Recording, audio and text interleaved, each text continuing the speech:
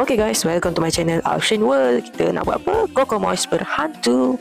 So dia actually cake moist lah. So cake moist ni kita belajar daripada cikgu Yoyo kita. So bahan-bahannya adalah, pertama, telur grade A. Kalau nak kek cantik pakai telur mahal lah babe kan.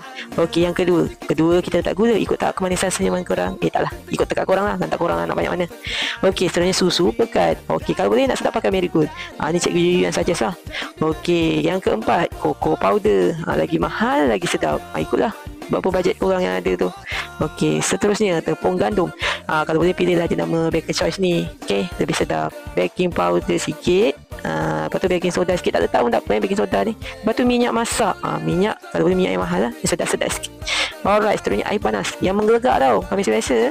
Okey guys, akhir sekali. Apa lagi, kukus le. Kau nak bakar pun boleh. Ikut tekak korang, ikut masa sendiri. Okey guys, bye-bye.